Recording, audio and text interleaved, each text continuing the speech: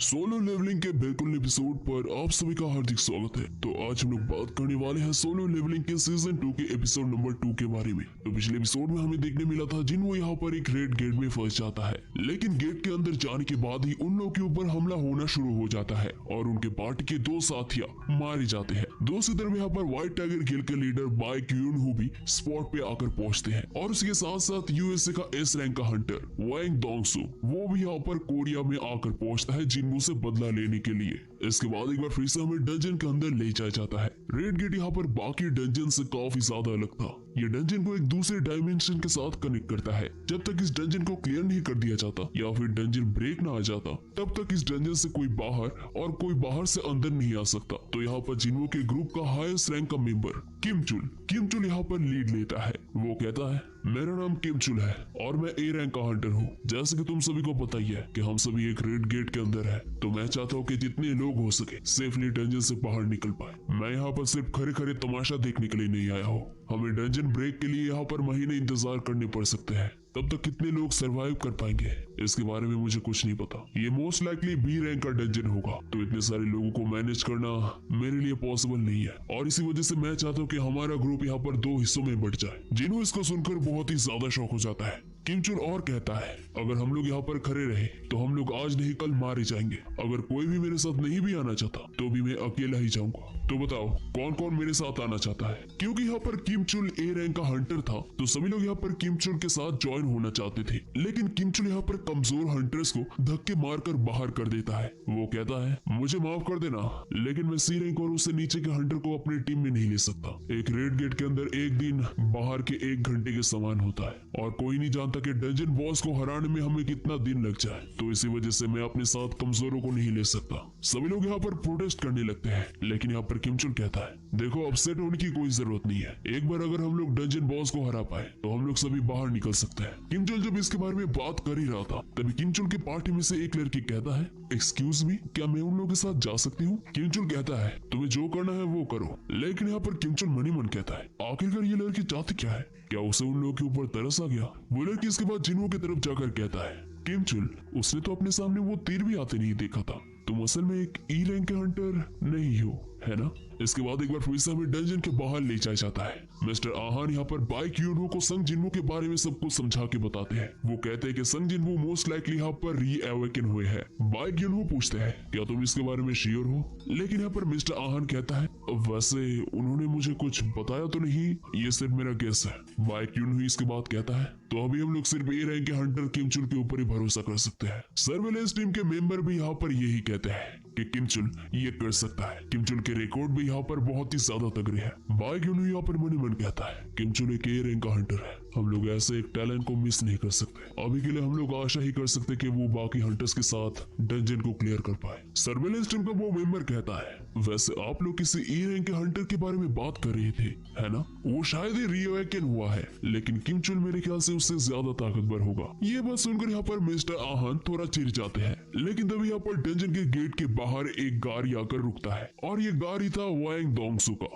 वांग Dongsu कहता है अरे ये क्या हुआ? मुझे तो लगा था कि ये सी रैंक का गेट है, क्या कोई ए रैंक का गेट ऐसे ही आ गया? ओह व्हाइट टाइगर गिल का बड़ा हस्ती यहाँ पर क्या कर रहा है? वांग डोंगसू को देखकर यहाँ पर बाई क्यूनहू का खून खोल जाता है। सभी लोग यहाँ पर वांग डोंगसू को देखकर बहुत ही ज्यादा शौक हो जाते हैं। वांग डोंगसू कहता है बहुत दिन बाद मिले हैं, है ना? बाई क्यूनहू यहाँ पर सीधा पूछता है तुम यहाँ पर कोरिया में क्या कर रहे हो? वांग डोंगसू कहता है मुझे बस यहाँ पर कोरिया में कुछ काम था, लेकिन मुझे नहीं लगा था कि मैं यहाँ पर तुमसे मिलूंगा। ये दुनिया सच में काफी ज्यादा छोटा है। बाई क्यूनहू यहाँ पर बहुत ही ज्यादा गुस्सा हो जाता है। बाई क्यूनहू कहता है मैंने तुमसे पूछा कि तुम यहाँ पर क्या कर रहे हो? तुम तो यूनाइटेड स्टेट्स में थे, है ना?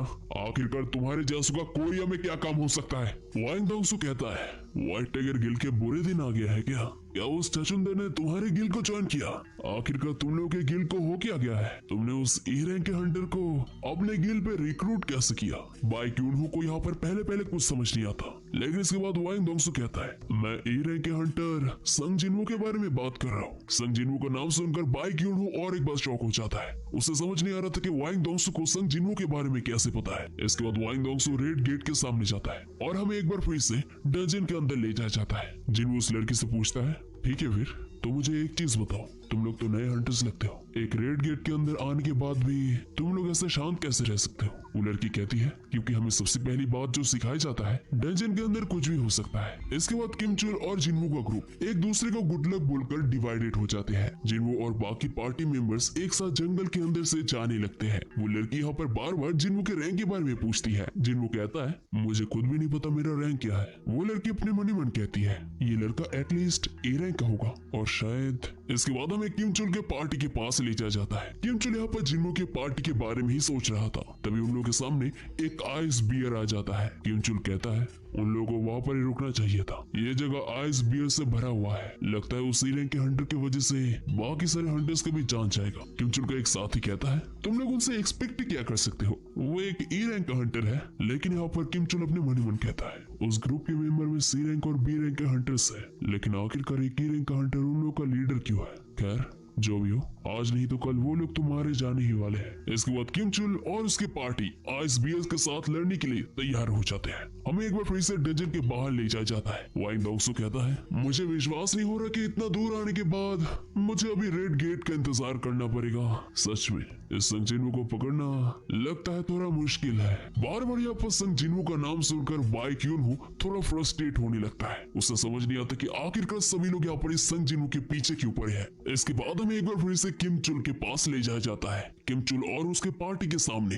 बहुत सारे आइस बियर्स थे। उनमें से एक आइस बियर यहाँ पर अपने पंजों की मदद से किम चुल के ऊपर हमला करता है। किम चुल अपने शील्ड को लेता है और उस आइस बियर के पंच को ब्लॉक करता है और अपने दूसरे हाथों की कुल्हाड़ी की मदद से उस आइस बियर को मार गिराता है। और ऐसे ही वो बहुत सारे एक के बाद एक आइस बियर को मार गिराता है। सभी लोग यहाँ पर किम चुल को शाबाशी देने लगते हैं। किम चुल भी यहाँ पर सोचने लगता है कि आइस बियर के लिए वो अकेला ही काफी है। सभी लोग यहाँ पर सोचने लगते कि वो लोग इस डंजन से बहुत ही आसानी से निकल जाएंगे, तो वो लोग आइस बियर को काट के उसका मांस निकालने का प्लान करते हैं। लेकिन तभी किम चुल कहता है तुम लोग ये सब क्या बोल रहे हो, हम लोग अभी भी एक रेड गेट के अंदर है, तो हम लोग बिल्कुल भी आसानी नहीं बरत सकते। सबसे पहले हमें इस जंगल से बाहर निकलना होगा। किम चुल यहाँ पर मनी मन सोचता है अगर मैं नहीं होता तो ये लोग अभी तक उन भालुओं का खाना बन जाते। इसके बाद हमें जिनवू के पार्टी के पास ले जाया जाता है। वो लोग घने जंगलों के बीच से यहाँ पर चलते जा रहे थे, लेकिन तभी अचानक से वो लड़की रुकने के लिए कहती है। जिनवू पूछता है कि आखिरकार क्या हुआ है। वो लड़की सामने वाले पेड़ों के ऊपर निशान को दिखाकर कहती है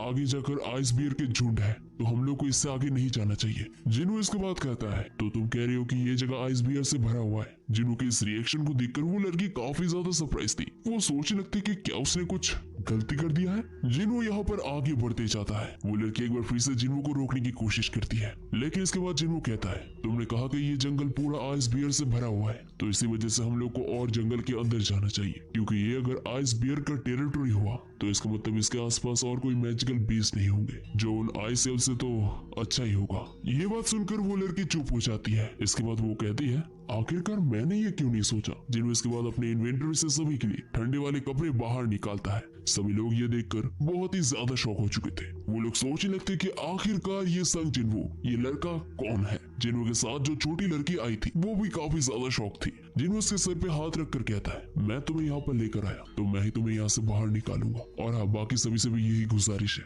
मुझसे मेरे बारे में और कुछ मत पूछना और मुझसे कुछ एक्सपेक्ट भी नहीं करना। जिनवू जब इन सब के बारे में कह ही रहा था तभी अचानक से वहाँ पर एक आइस बियर आ जाता है। सभी लोग इस आइस बियर को देखकर बहुत ही ज्यादा घबरा जाते हैं। सभी लोगों को लगने लगता है कि उन्हें इस जंगल में आना ही नहीं चाहिए था। वो लड़की यहाँ पर तुरंत लीड लेने की कोशिश करती है। वो कहती है सभी लोग मैं इसे डिस्ट्रैक्ट करने की कोशिश करती हूँ, तब तक तुम सभी कोई ओपनिंग ढूंढने की कोशिश करो। लेकिन तभी जिनवू सामने आता है और उस लड़की को सामने से हटाकर कहता है देखो मैं तुम्हें एक बात साफ साफ बता देता हूँ, इन सारे आइस बियर्स को मैं अकेले मारूंगा। वो लड़की यहाँ पर बार बार जिनवू को रोकने की कोशिश करती है, लेकिन यहाँ पर जिनवू नहीं मानता। वो आइस बियर बहुत ही एग्रेसिवली जिनवू के ऊपर हमला करता है, लेकिन यहाँ पर जिनवू एक बहुत ही ज्यादा लंबा जंप मारता है। जिनवू यहाँ पर सीधे जाकर उस आइस बियर के सर पे बहुत ही जोर का पंच मारता है और सिर्फ एक ही पंच से उस आइस बियर का हालत पतला हो जाता है। ये कारनामा देखने के बाद यहाँ पर सभी की आंखें खुले के खुले रह जाते हैं। इसके बाद एक बार फिर से हमें गेट के बाहर ले जाया जाता है। बाई क्यून यहाँ पर वाइंग डॉग्सो से पूछता है आखिरकार तुम उस संग जिनवू के पीछे क्यों पड़े हो। वाइंग डॉग्सो कहता है तुम्हारा इससे मतलब क्या है। मैं बस यहाँ पर थोड़ा मजे उठाने के लिए आया हूँ। इस डंजन के अंदर जैसा भी मौसम होगा, जैसे भी मॉन्स्टर होंगे,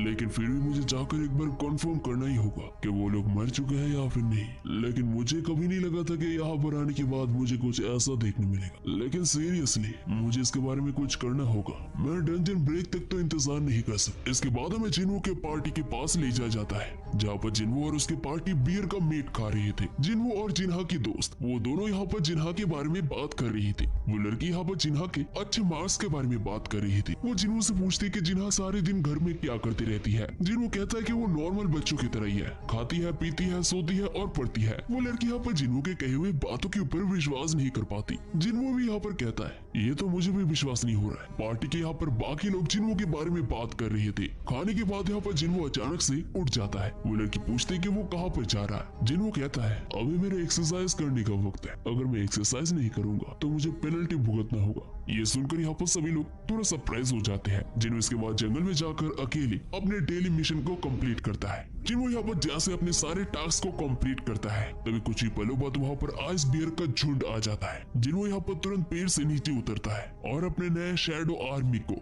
समन करता है। जिन्हो कहता है तुम सभी को पता है ना कि ये तुम्हारा पहला बैटल है, चलो अभी जाओ और मुझे दिखाओ कि तुम लोग कितना ज्यादा कैपेबल हो। आइस बियर और जिन्हो के शैडो आर्मी के बीच यहाँ पर लड़ाई शुरू हो जाता है। जिन्हो के शैडो आर्मी यहाँ पर एक तरफ आइस बियर्स को मार रहे थे, लेकिन आइस बियर्स भी यहाँ पर कुछ कम नहीं थे। आइस बियर भी यहाँ पर जिन्हो के शैडो आर्मीज को मार रहे थे। इसके बाद हमें शैडो मेजेस का कमाल देखने मिलता है, जो एक हाई लेवल का फायर स्पेल उन आइस बियर्स के ऊपर करते हैं। जिन्हो भी इसको देखकर काफी ज्यादा शॉक हो चुका था। जिन्हो कहता है मेरे शैडोज मुझे जितना लगा था ये उनसे भी काफी ज्यादा स्ट्रॉन्ग है। इनका रीजनरेशन पावर लगभग इमॉर्टल की तरह है, वैसे इसकी वजह से मेरा मैना भी जा रहा है। इसके बाद अचानक से वहाँ पर आइस बियर के झुंड का लीडर आ जाता है। वो पलक झपकते ही यहाँ पर जिन्हो के सारे शैडो आर्मी को खत्म कर देता है। जिन्हो का शैडो आर्मी और रीजनरेट नहीं हो पा रहा था। जिन्हो का मैना यहाँ पर लगभग खत्म हो चुका था। अभी जिन्हो के पास बचा हुआ था इग्रिस। जिन्हो यहाँ पर इग्रिस को इस आइस बियर के झुंड के लीडर को संभालने के लिए कहता है। इग्रिस यहाँ पर अपना सोर्ड लेकर आगे बढ़ता है और उस आइस बियर के ऊपर हमला बोल देता है। इग्रिस यहाँ पर अपना सोर्ड लेकर जंप मारता है और सीधे आइस बियर के पीठ के ऊपर चढ़ जाता है और उसके ऊपर साइड से बहुत ही जोर का एक स्लैश मारता है। इसके बाद इग्रिस आइस बियर के हाथों में भी अपना सोर्ड घुसा देता है। अभी वो आइस बियर यहाँ पर दर्द से बेचैन हो चुका था।